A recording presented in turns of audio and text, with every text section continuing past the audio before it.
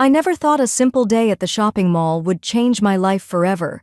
One moment I was working my retail job, trying to make ends meet. The next I was being humiliated in front of dozens of people.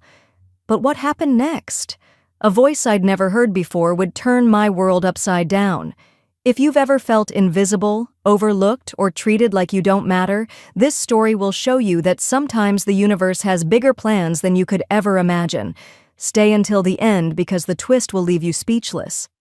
My name is Elaine Marshall, and 6 months ago, I was just another face in the crowd. At 26, I was working at Elegant Trends, an upscale boutique in Grandview shopping center, barely scraping by on retail wages and commission. My divorce had been finalized 3 months earlier, and I was starting over with nothing but a small apartment, a pile of debt, and the hope that somehow things would get better. That Saturday morning started like any other. I arrived at the store 30 minutes early, as I always did, to make sure everything was perfect. The displays needed to be just right, the clothes properly steamed, and the jewelry cases spotless. Working in luxury retail taught you that presentation was everything, and our customers expected perfection. I needed this job desperately, and I wasn't going to give anyone a reason to let me go. The mall was unusually busy that day. Families strolled through the wide corridors, teenagers clustered around the food court, and well-dressed shoppers moved from store to store with their designer bags. From my position behind the counter, I watched the steady stream of people pass by our storefront. Some would glance at our window displays, others would walk right past without a second look. I had learned to read people quickly in this job. You could tell within seconds who was actually going to buy something and who was just browsing. Around noon, she walked in.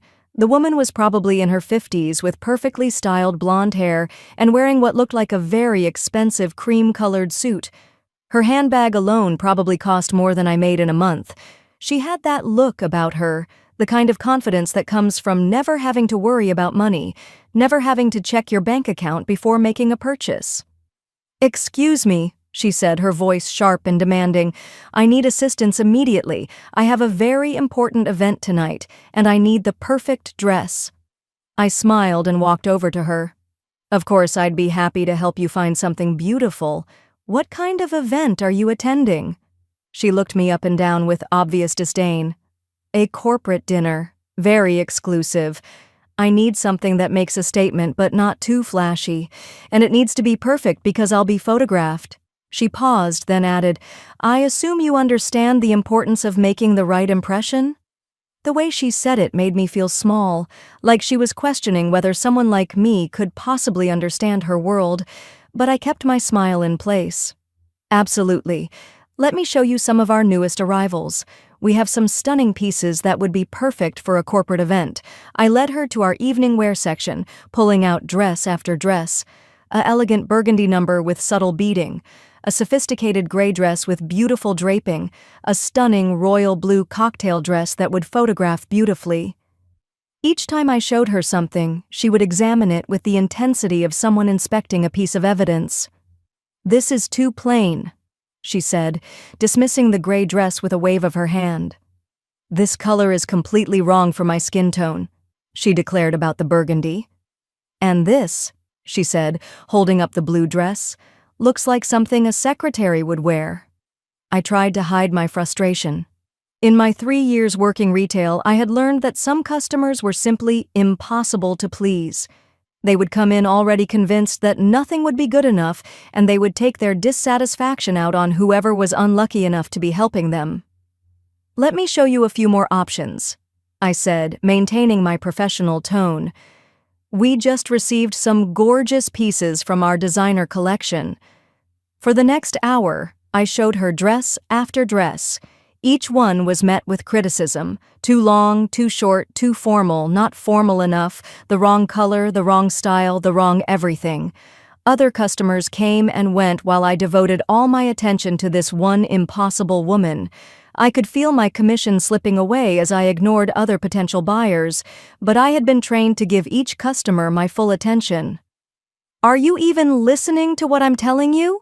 she snapped when I suggested a beautiful emerald green dress. I specifically said I don't want anything too flashy. This is completely inappropriate. I apologize, I said, though I wasn't sure what I was apologizing for. Let me try a different approach. Could you tell me more about the event? That might help me understand exactly what you're looking for. She sighed dramatically, as if I had asked her to explain quantum physics. It's a corporate dinner for my husband's company. Very important people will be there. I need to look sophisticated, elegant, but not like I'm trying too hard. Is that really so difficult to understand? I nodded and went back to the racks, pulling out a classic little red dress. It was simple, elegant, and timelessly beautiful. The kind of dress that would look perfect at any upscale event. This is lovely, I said, showing it to her. It's one of our best sellers, and the cut is very flattering. She took the dress from me and held it up, examining it from every angle. For a moment I thought I might have finally found something she liked, but then she shook her head. The fabric feels cheap, she said, though it was actually quite expensive. And red is so common. Don't you have anything original? By this time, a small crowd had begun to form outside our store. The mall was at its busiest, and people were shopping for the weekend. I could see other customers looking at our displays, probably wondering if they should come in. But this woman was taking up all my time and attention. Ma'am, I said, trying to keep my voice calm and professional, I've shown you almost everything we have in your size. Perhaps if you could be more specific about what you're looking for, I could help you find exactly what you need. That's when everything changed. Her face turned red with anger. Are you suggesting that I don't know what I want? Are you telling me that I'm being difficult? No, not at all, I said quickly, realizing I had somehow offended her. I'm just trying to help you find the perfect dress. You're trying to help me? She laughed, but there was no humor in it. You're a sales girl in a mall store. What could you possibly know about style or sophistication? Look at yourself. Look at what you're wearing. I glanced down at my outfit. I was wearing a simple white blouse and a gray skirt, both from our store's collection. It was professional and appropriate for work, but the way she was looking at me, you would have thought I was dressed in rags. I'm sorry if I've somehow upset you, I said, trying to de-escalate the situation. Perhaps one of my colleagues could help you better. Oh, so now you're passing me off to someone else? This is exactly the kind of poor service I've come to expect from places like this. People were definitely watching now. I could see faces pressed against our storefront window, and several customers had actually entered the store and were pretending to browse while obviously listening to our conversation. Ma'am, I really am trying to help you, I said, my voice barely above a whisper. If you could just tell me what specifically you're looking for, I'm sure we can find something perfect. She stepped closer to me, her voice getting louder. What I'm looking for is competent service. What I'm looking for is someone who knows what they're doing. What I'm looking for is to be treated with the respect that someone of my standing deserves. I felt my cheeks burning with embarrassment. The store was full of people now, all of them watching this woman tear me apart in public. I wanted to say something back, to defend myself, but I knew that would only make things worse. I needed this job. I couldn't afford to lose it. I understand you're frustrated, I said, trying one last time to calm her down. Please let me try to help you. I want you to leave here happy with your purchase. Happy? She practically shrieked. How can I be happy when I've wasted over an hour of my time with someone who clearly doesn't understand the first thing about customer service? Do you have any idea who I am? Do you know what kind of connections I have? The threat was clear. She was suggesting she could have me fired, could make trouble for the store. I felt tears starting to form in my eyes, but I blinked them back. I would not cry in front of all these people. I'm truly sorry, I said. Please, let me get my manager for you. Your manager isn't here, she said, which was true. It's just you and your complete incompetence. That's when I made my mistake. I tried to explain our store policy about returns and exchanges, thinking maybe that would help. I mentioned that if she wasn't satisfied with any purchase, she could always bring it back within 30 days with the receipt. Are you suggesting that I would need to return something? She asked, her voice dangerously quiet. Are you implying that I might not be satisfied with my purchase? No, I was just trying to reassure you that you're making assumptions about me, she interrupted.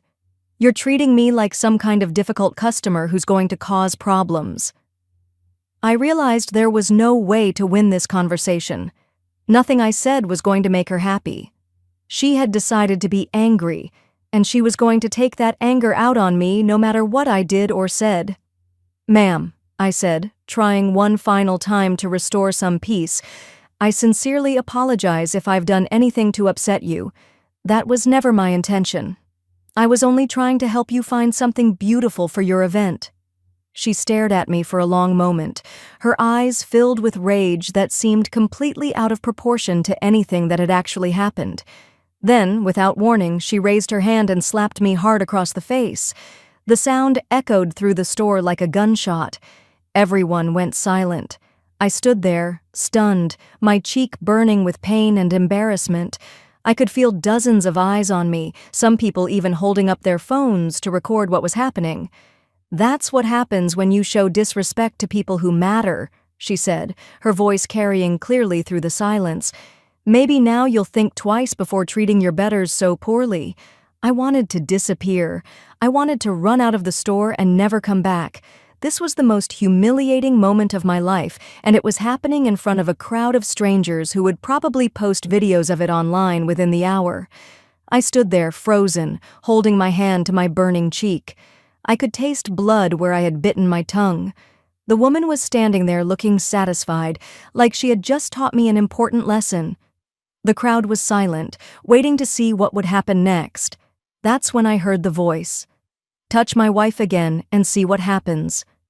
The voice was deep, authoritative, and completely calm. It cut through the silence like a blade. Everyone in the store turned to look at the man who had spoken. He was tall, probably in his early 30s, with dark hair and wearing an expensive-looking suit. But it wasn't his appearance that commanded attention, it was his presence. He moved through the crowd with the kind of confidence that made people step aside without even realizing they were doing it. "Excuse me?" the woman said, clearly confused.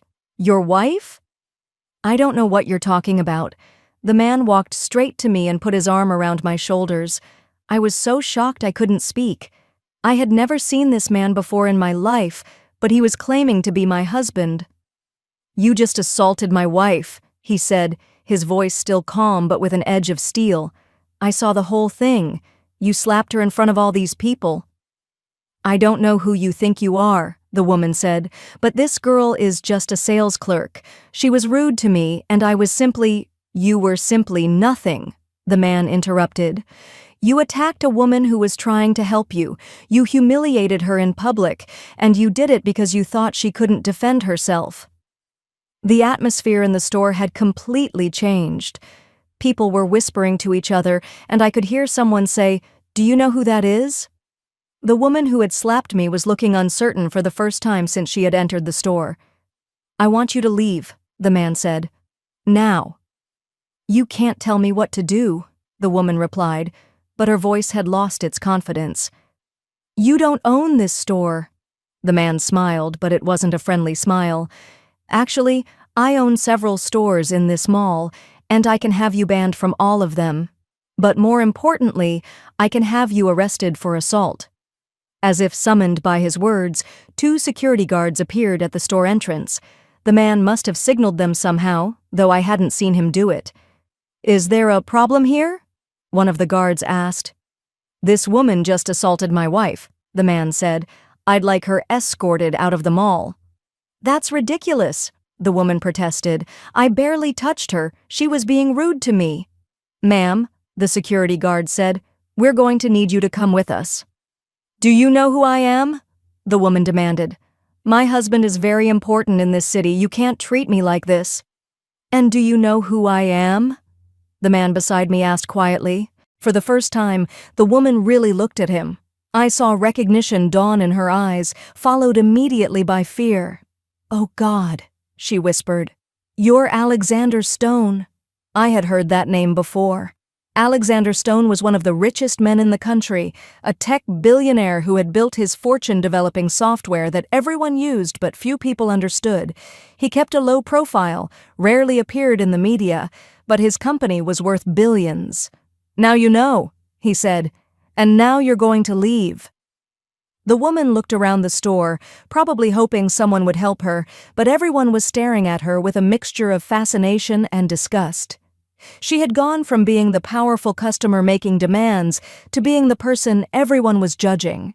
"This isn't over," she said, but her voice was shaking. "I'll be filing a complaint about this store and its employees." "Please do," Alexander said. "I'm sure my legal team would be very interested in discussing your behavior today." The security guards escorted her out of the store, and gradually the crowd began to disperse. But Alexander didn't move his arm from around my shoulders. I was still in shock, trying to process what had just happened. "Are you okay?" he asked, his voice gentle now. I nodded, though I wasn't sure it was true. My cheek was still throbbing, and I was shaking from the adrenaline. "Thank you," I whispered. "I don't know why you helped me, but thank you." He looked around the store, which was still buzzing with conversation about what had just happened. "Is there somewhere we can talk privately?" I led him to the back of the store, to a small area behind the counter where we kept supplies. It wasn't much, but it was away from the curious eyes of the remaining customers. "I'm sorry," I said. "I don't understand what just happened. Why did you tell everyone I was your wife?"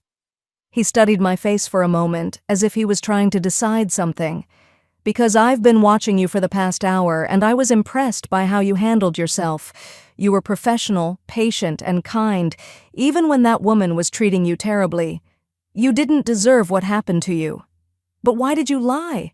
Why didn't you just tell her to stop?" "Because people like her don't listen to reason," he said. "They only understand power. And claiming you were my wife was the fastest way to make her understand that she had made a mistake." I was quiet for a moment, processing this. "You said you own stores in this mall?"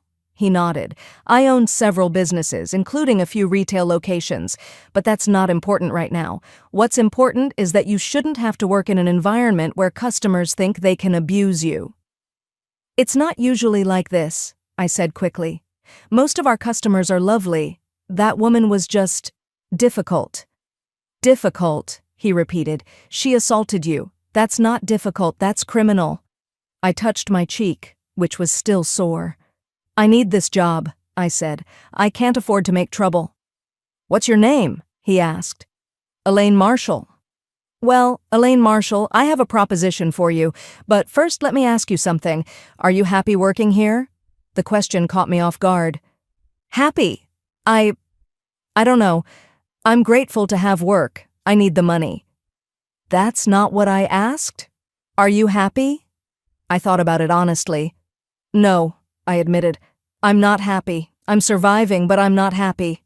I want to go back to school, maybe study business or marketing, but I can't afford it right now." He nodded, as if this confirmed something he had been thinking. "I have an unusual offer for you. It's going to sound strange, but I want you to hear me out." "Okay," I said, though I was confused about where this conversation was going. "I need a wife," he said simply. I stared at him. "I'm sorry, what?" "I need a wife. For business reasons.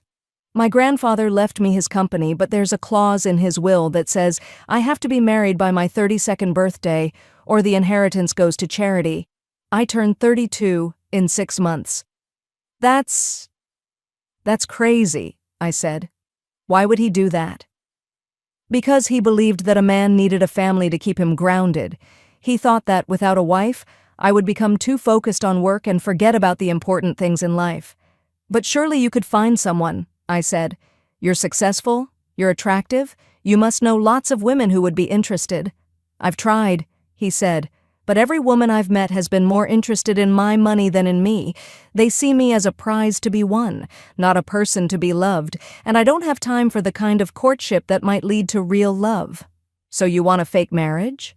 "A business arrangement," he said. 1 year. After that, we get divorced, and you walk away with enough money to pay for your education and start whatever kind of life you want." I couldn't believe what I was hearing. "This is insane. You don't even know me." "I know enough," he said. "I know that you're honest, hardworking, and decent. I know that you treated that awful woman with more respect than she deserved. I know that you're not the kind of person who would try to take advantage of someone." "But marriage? That's huge." "It would be a marriage in name only," he said. "You would have your own room, your own space. We would appear together at public events, but otherwise, you would be free to live your life however you choose. And at the end of the year, you would have enough money to do whatever you want." "How much money?" I asked, then immediately felt terrible for asking. $5 million, he said. I sat down heavily on a stack of boxes. $5 million. It was more money than I had ever imagined having. It was enough to pay off my debts, go to school, buy a house, and still have money left over for the rest of my life. "Why me?" I asked. "Why not hire an actress or a model or someone who would be more convincing as your wife?" "Because actresses and models are looking for publicity and attention. They would want to turn our fake marriage into a real career opportunity. You just want to build a better life for yourself. That's something I can understand and respect." I was quiet for a long time, thinking about his offer. It was completely crazy, but it was also the answer to every financial problem I had ever had.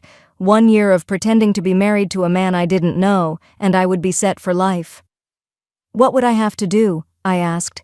"Attend events with me, maybe a dozen times over the course of the year, smile for photographers, let people think we're happily married, that's about it. And you wouldn't expect anything else?" "Nothing else," he said firmly. "This would be strictly business. I'm not looking for romance or companionship, I'm looking for a solution to a legal problem." "I need to think about this," I said. "Of course, take all the time you need. But Elaine, I want you to know that I'm serious about this offer. I think we could help each other." I looked at him. This strange man who had appeared out of nowhere to rescue me from the worst moment of my life.